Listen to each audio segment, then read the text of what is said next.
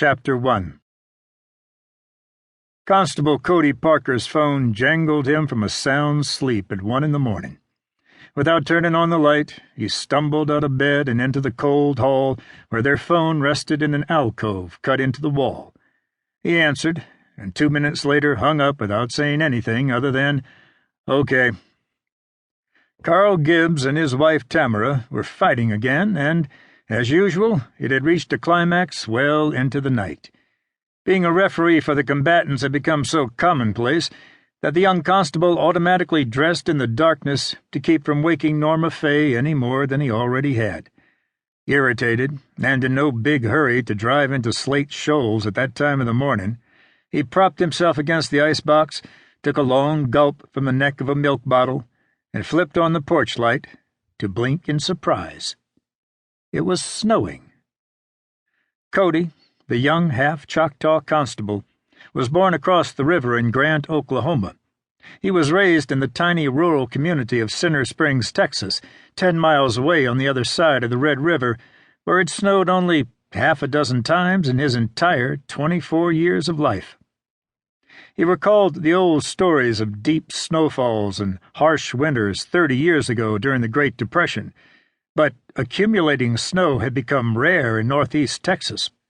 Ice storms were a more common occurrence, sometimes piling up to more than a half-inch on trees, power lines, and paved roads, knocking out power and causing problems for weeks.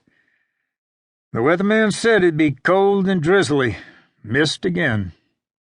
Collar already up against the chill, Cody set his Stetson, took a deep breath of fresh Arctic air, and hurried across the yard to his two-tone red and white El Camino. Most folks in Center Springs called it a half-breed truck. Snow squeaked underfoot with an unfamiliar sound. A small avalanche fell from the vehicle's roof when he opened the door.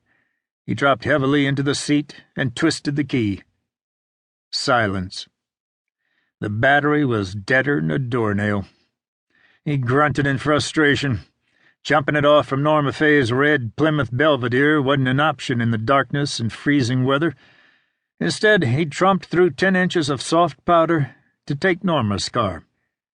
The Plymouth started right away with a low grumble. He impatiently punched the high heat control button, knowing he'd be colder than a well-digger's butt for several minutes before the thermostat opened enough to send warmth flowing from the vents. Cody wasn't comfortable with the unfamiliar new car and the awkward push-button gear shifts on the dash.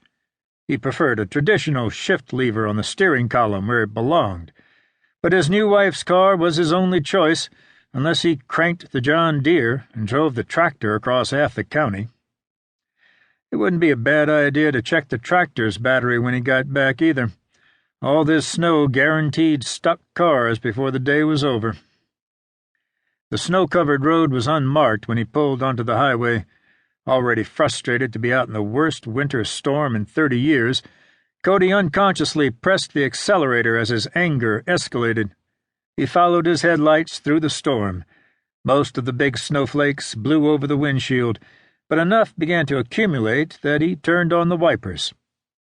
Minutes later, the thermostat opened, the car warmed, and the defroster cleared the glass. The radio's tubes finally warmed enough to blare Jimmy Gilmer and the Fireballs from the speaker. He cranked Sugar Shack up to a wide-awake level and squinted through the foggy windshield. A quick swipe cleared a circle to see through. The snow-covered farm road wound past dark houses illuminated by pole lights, dark barns, and bare hardwoods. Finding the cutoff was difficult. The world slept in a thick coat of white, but he finally recognized the fork divided by a cluster of out-of-place pine trees. Someone else had been out.